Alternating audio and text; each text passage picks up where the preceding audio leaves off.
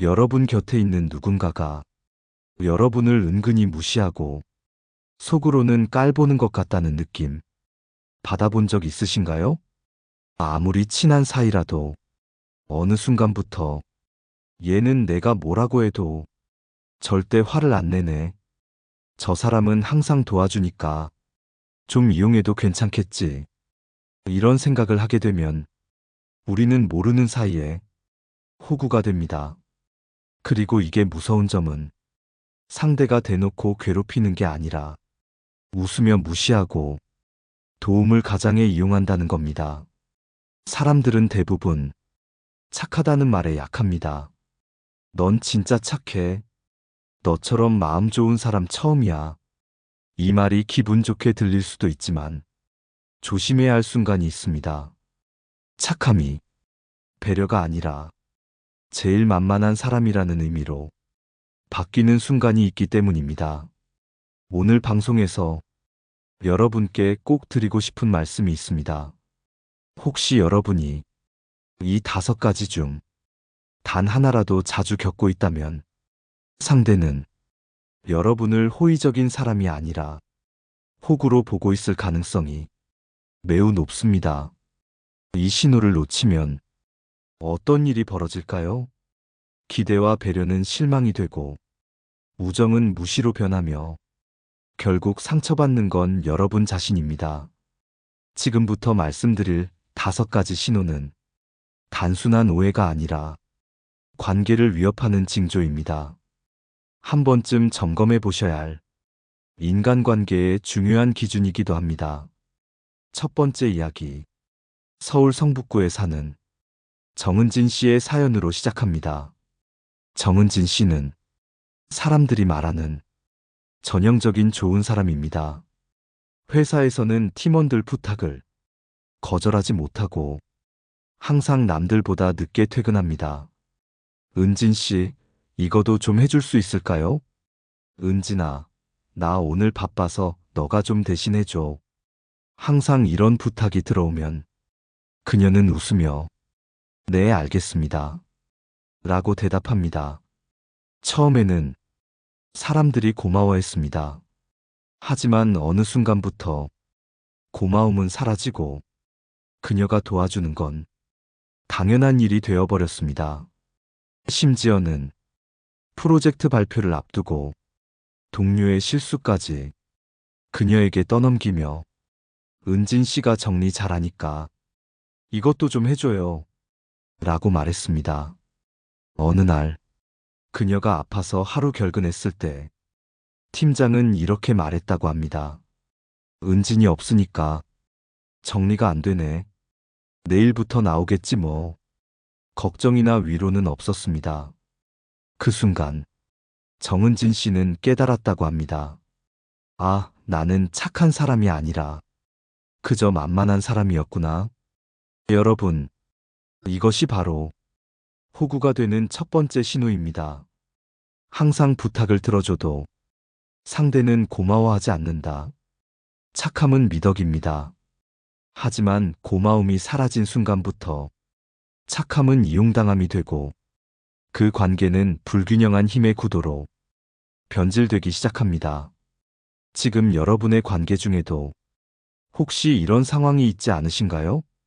나만 항상 양보하고, 나만 먼저 연락하고, 내가 도와주면 당연한 일처럼 여겨지고, 그렇다면 한 번쯤 생각해 보셔야 합니다.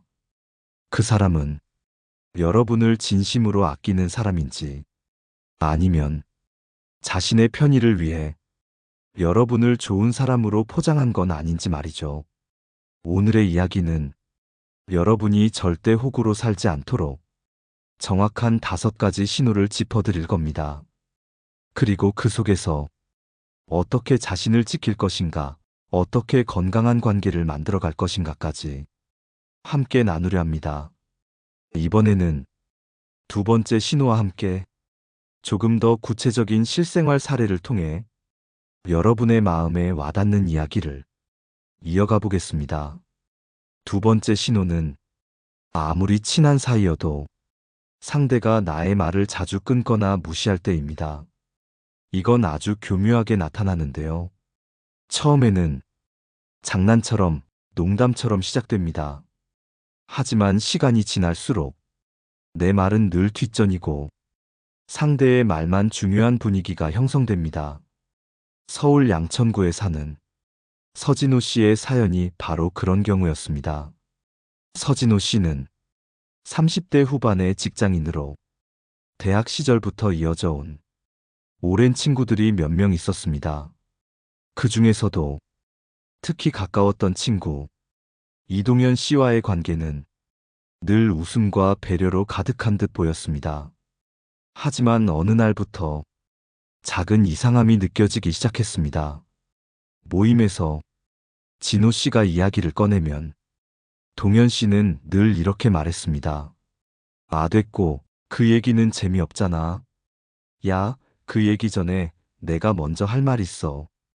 또는 다른 친구들 사이에서 진호는 약간 감성파라서 늘 이런 얘기 하잖아. 우린 실속파인데, 그치? 이런 식의 말들이 자주 반복되면서 진호 씨는 점점 말을 줄이게 되었고, 무의식 중에 자신의 생각이나 감정을 표현하지 않게 되었습니다.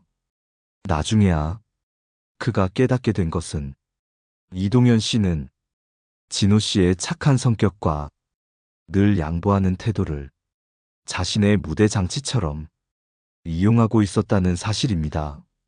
여러분, 이런 경험 혹시 해보신 적 있으신가요? 내가 한 말이 자꾸 끊기고 진지한 이야기가 농담으로 흘러가며 의견을 말했는데 넌 뭘 몰라. 넌 그런 거랑 안 어울려. 이런 식으로 무시당하는 경험. 이건 단순한 장난이 아닙니다. 관계에서 내 말이 자주 무시된다는 건 상대가 나를 듣지 않아도 되는 사람, 별 중요하지 않은 사람, 이라고 인식하고 있다는 증거입니다. 그 인식이 반복되면 어떤 일이 벌어질까요? 그 관계에서 여러분은 점점 조연이 되고 결국엔 배경이 됩니다. 말이라는 것은 존중의 기본입니다. 아무리 친한 사이여도 서로의 말을 끊지 않고 귀 기울여 듣는다는 건 그 사람의 존재 자체를 인정해주는 일입니다. 그런데 그 말조차 무시당한다면 그건 이미 서열이 정해진 관계입니다. 그리고 안타깝게도 여러분은 그 아래에 있는 겁니다. 그럴 땐 어떻게 해야 할까요? 한 번쯤은 이야기를 하셔야 합니다. 내 말은 왜 늘 중간에 끊기지? 나도 내 생각이 있는데 그걸 좀 들어줬으면 좋겠어.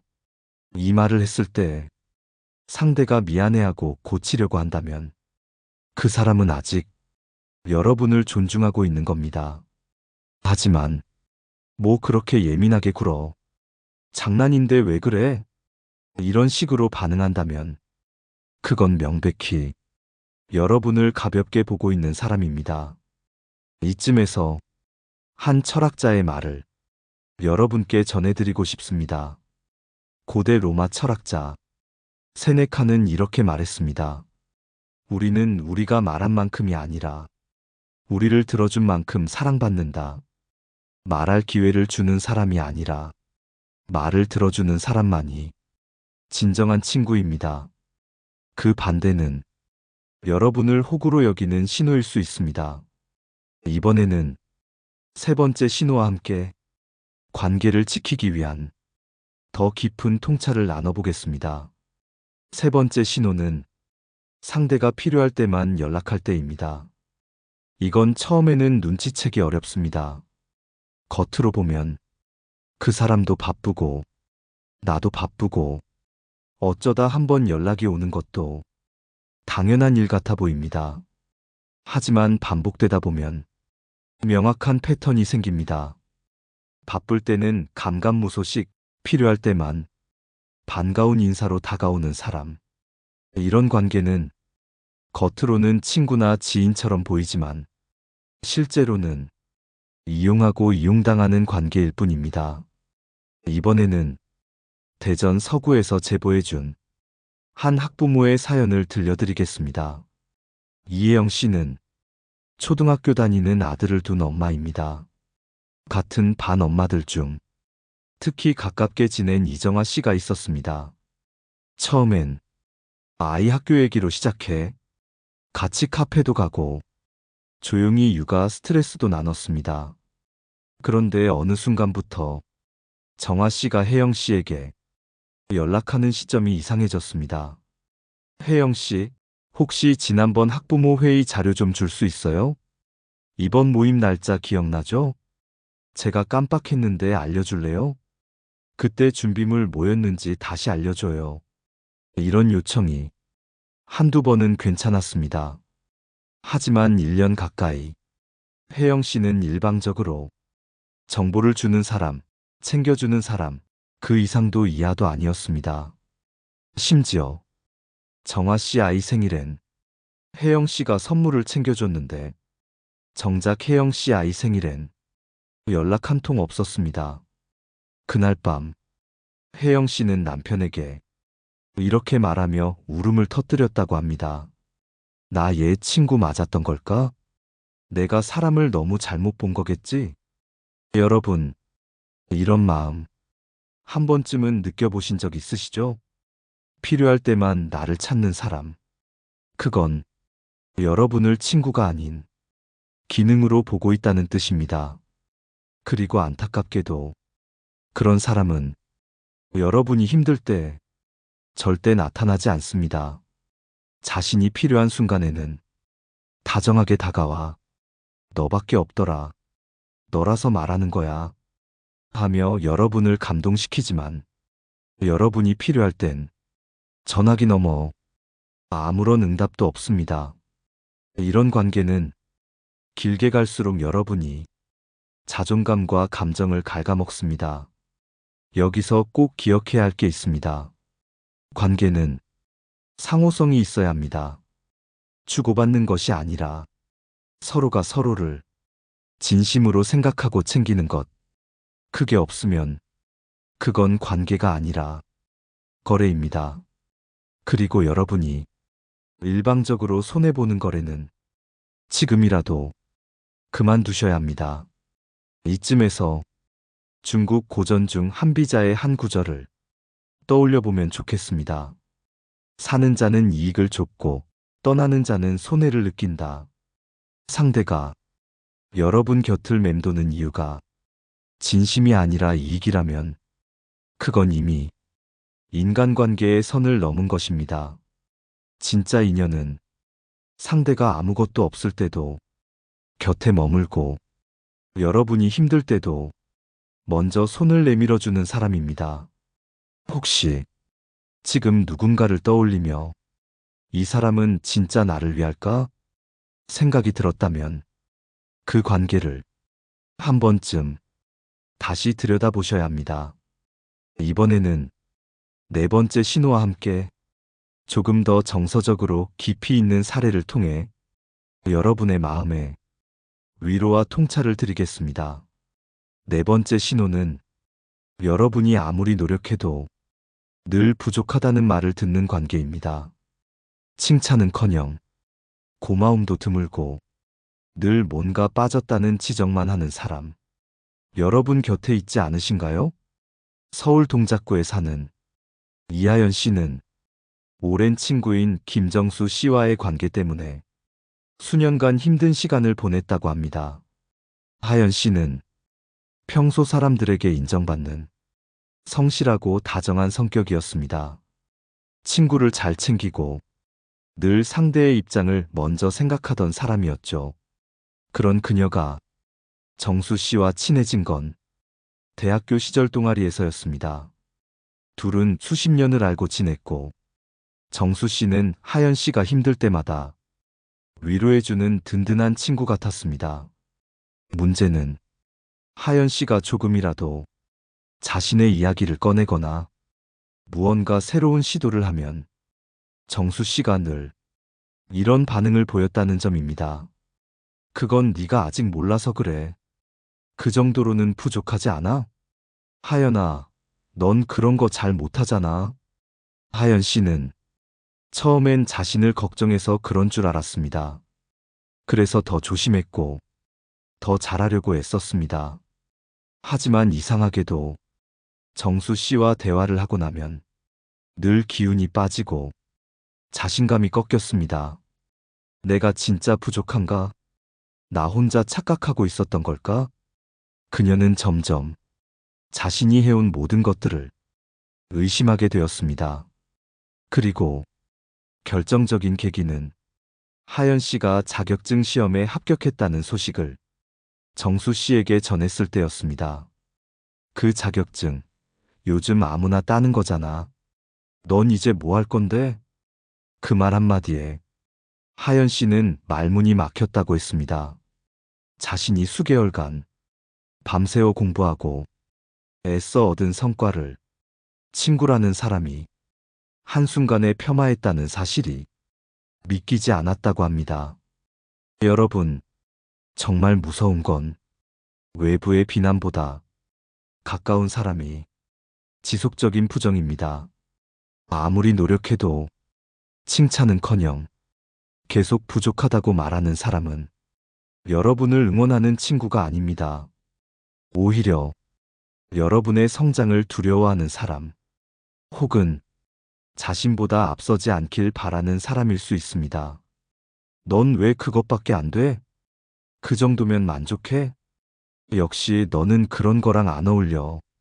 이런 말이 반복된다면 그건 조언이 아니라 지배의 언어입니다. 여러분을 자기 아래에 두려는 방식일 수 있습니다. 심리학에서는 이런 관계를 무형의 지배라고 합니다. 겉으로는 친구고 마음이 있어 보이지만 실제로는 상대방을 자기 뜻대로 움직이게 하려는 의도가 숨어 있다는 거죠.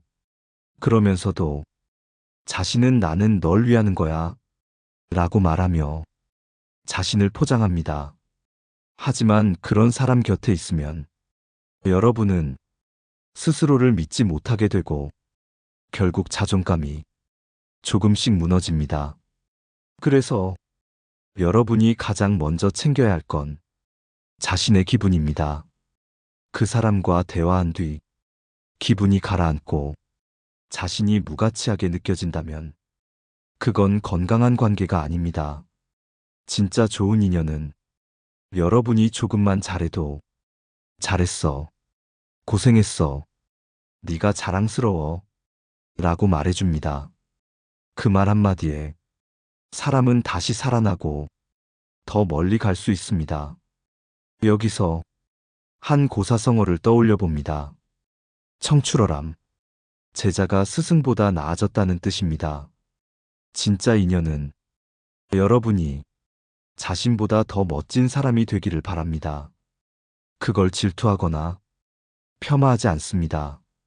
이제 5번째이자 마지막 신호로 우리가 절대 놓치지 말아야 할 중요한 메시지를 함께 나눠보겠습니다.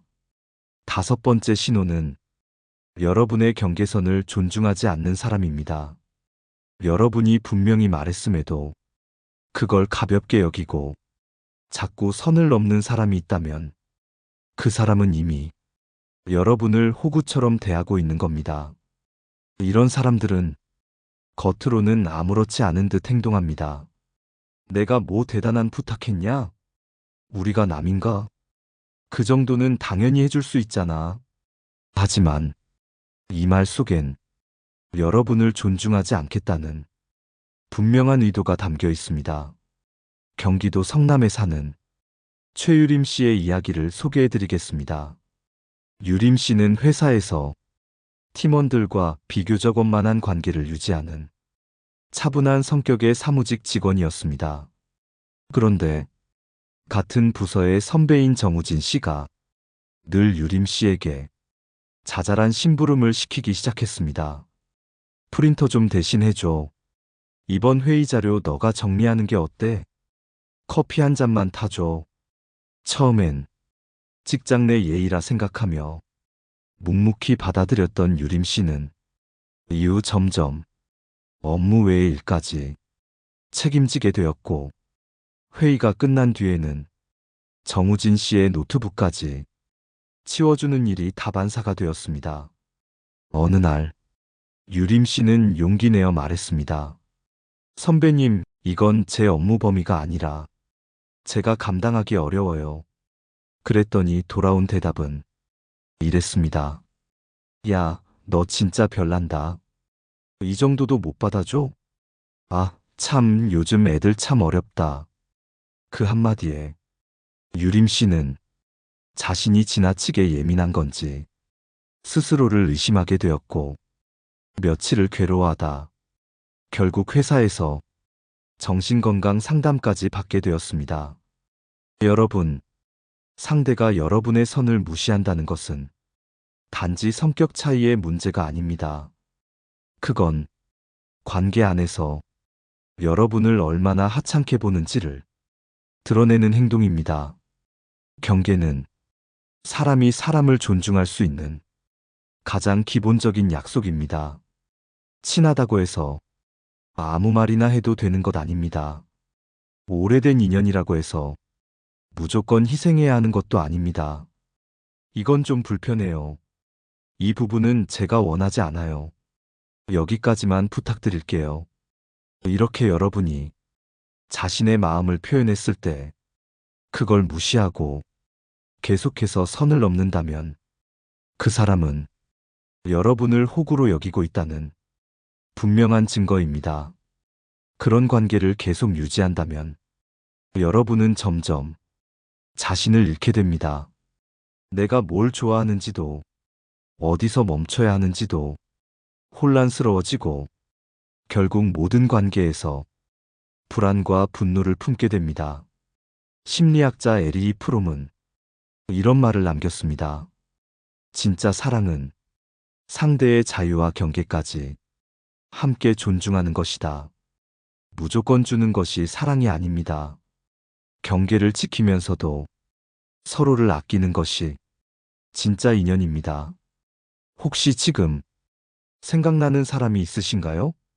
늘 내 시간을 당연하게 여기는 사람, 내 부탁은 무시하면서 자기 얘기만 하는 사람, 내 피로와 감정은 안중에도 없이 자신의 기준만 들이대는 사람. 그렇다면 그 관계는 지금이라도 재정비할 필요가 있습니다. 여러분의 시간은, 여러분의 감정은, 여러분의 경계는 존중받아야 마땅합니다. 이번에는 지금까지 이야기한 5가지 신호를 한 번에 정리하면서 어떤 사람과 거리를 둬야 하는지 좀 더 깊은 시각으로 함께 살펴보겠습니다. 지금까지 5가지 신호를 말씀드렸습니다. 첫째, 약속을 쉽게 어기고 변명만 하는 사람. 둘째, 사소한 부탁도 늘 여러분에게만 시키는 사람. 셋째, 필요할 때만 연락하는 사람. 넷째, 아무리 노력해도 늘 부족하다는 말을 하는 사람. 그리고 5째, 여러분의 경계선을 무시하는 사람. 이 5가지 중 단 하나라도 보인다면 그 사람은 여러분을 진심으로 대하는 인연이 아니라 이용하고 소비하는 관계일 가능성이 높습니다. 이번에는 인간관계 전문가로 잘 알려진 정신과 전문의 강지훈 박사의 분석을 바탕으로 이 5가지 신호가 어떻게 사람을 무너뜨리는지 좀 더 깊이 들여다보겠습니다. 강 박사는 인간관계를 보이지 않는 힘의 줄다리기라고 표현합니다. 이 줄다리기는 서로를 당기기도 하지만 밀어내기도 하며 균형을 이루어야 건강한 관계가 유지된다고 합니다. 하지만 한쪽이 끊임없이 당기기만 한다면 결국 상대는 지쳐서 줄을 놓아버리게 된다는 거죠. 이게 바로 호구로 보이는 사람이 당하게 되는 현실입니다. 처음에는 작은 양보와 배려였을지 모릅니다. 하지만 그것이 습관이 되고 그 습관이 당연함이 되면 상대는 여러분을 자기 편의대로 움직이는 사람으로 인식합니다. 그때부터 존중은 사라지고 이용만 남습니다. 서울 강북에서 상담실을 운영하는 심리상담사 박민영 선생님의 경험담도 이와 일맥상통합니다. 박 선생님은 이런 분들을 자주 만난다고 합니다. 선생님, 저는 왜 늘 이렇게 당하고만 살까요? 왜 사람들은 저에게만 부탁하고 제가 거절하면 갑자기 나쁜 사람 취급을 하나요? 이 질문에 대한 답은 간단하면서도 깊은 통찰을 담고 있습니다. 여러분이 거절하지 않았기 때문입니다. 관계는 처음부터 상대가 선을 넘는 게 아닙니다. 작은 신호를 보냈을 때 여러분이 좋아, 괜찮아 라고 웃으며 받아주고 한 번 더 받아주고 그러다 보면 그 사람은 더 큰 욕심을 냅니다. 그리고 어느 날 여러분이 그 사람에게 나 요즘 힘들어 라고 말했을 때 그는 이렇게 말하겠죠. 그럼 좀 쉬어. 근데 이것만 좀 해줄래? 자신의 감정과 어려움은 결코 돌아보지 않고 자신의 요구만을 채우는 사람, 그 사람은 더 이상 여러분의 인연이 아닙니다. 그건 일방적인 소모입니다. 고대 철학자 소크라테스는 사람을 판단하는 기준으로 마지막 말을 중요하게 여겼다고 합니다. 이 사람이 내 곁을 떠날 때 남기는 말이 어떤 말인지 보라. 정말 인연인 사람은 떠날 때도 여러분의 가치를 인정하고 감사함을 남기고 갑니다. 하지만 호구로 본 사람은 떠날 때 비난을 남기고 원망을 남깁니다. 그건 여러분의 잘못이 아닙니다. 그 사람이 여러분을 처음부터 인격 있는 존재로 대하지 않았기 때문입니다. 이쯤에서 스스로에게 질문 하나를 던져보시기 바랍니다. 나는 지금 어떤 관계 안에 있는가? 나는 존중받고 있는가? 아니면 이용당하고 있는가? 이 질문에 단 1초라도 머뭇거린다면 그 관계는 이미 위험 신호가 켜진 겁니다. 지금부터라도 그 신호를 무시하지 마세요. 다음으로 오늘의 내용을 정리하며 이 방송을 듣는 여러분이 더는 이용당하지 않고 진짜 인연을 만날 수 있도록 진심을 담아 마무리하겠습니다. 이제 마지막으로 우리가 함께 되새겨야 할 것은 착한 사람이 호구가 되는 것이 아니다라는 점입니다. 호구가 되는 사람은 자신을 지키지 않은 사람입니다. 착한 건 죄가 아닙니다. 오히려 세상을 아름답게 하는 귀한 성품이죠. 하지만 그 착함이 자신을 잃어가면서까지 유지된다면 그건 미덕이 아니라 자기 파괴일 수도 있습니다. 오늘 방송에서 나눈 5가지 신호. 첫째, 약속을 어기고 늘 변명하는 사람. 둘째, 사소한 부탁도 늘 여러분에게만 시키는 사람. 셋째, 필요할 때만 연락하고 평소엔 외면하는 사람. 넷째, 아무리 노력해도 여러분을 부족하게만 여기는 사람. 다섯째, 경계선을 무시하고 계속 선을 넘는 사람. 이 5가지는 그 사람이 여러분을 진심으로 대하는 인연이 아니라는 강력한 경고입니다. 그렇다면 이제는 어떻게 해야 할까요? 어떻게 하면 이런 관계에 휘둘리지 않고 진짜 인연과 함께 살아갈 수 있을까요? 첫 번째, 여러분 자신을 먼저 존중하세요. 나는 이런 사람이야. 이런 건 괜찮지만 이런 건 힘들어. 자신의 감정을 스스로 인정하고 그걸 담담하게 표현할 수 있어야 합니다. 두 번째, 관계의 균형을 점검하세요. 상대에게 주는 만큼 나는 받고 있는가? 상대의 말에 귀를 기울이는 만큼 나는 그 사람에게 들어주고 있는가? 일방적인 흐름이 계속된다면 그 관계는 반드시 균열이 생깁니다. 세 번째, 거절하는 연습을 하세요. 처음엔 어렵지만, 미안하지만 이번엔 어렵겠어. 그건 내가 감당하기 힘들어. 단호하게 말하는 순간, 상대도 여러분을 대하는 태도를 달리하게 됩니다. 네 번째, 여러분을 아껴주는 사람에게 더 많은 에너지를 쓰세요. 늘 의심하고 확인받아야 하는 관계보다 작은 말에도 감사를 전하고 함께 있으면 마음이 편한 사람과 더 자주 만나고 더 자주 웃으세요. 5번째, 호구가 되지 않겠다는 다짐을 자책이 아닌 자기 존중으로 바꾸세요.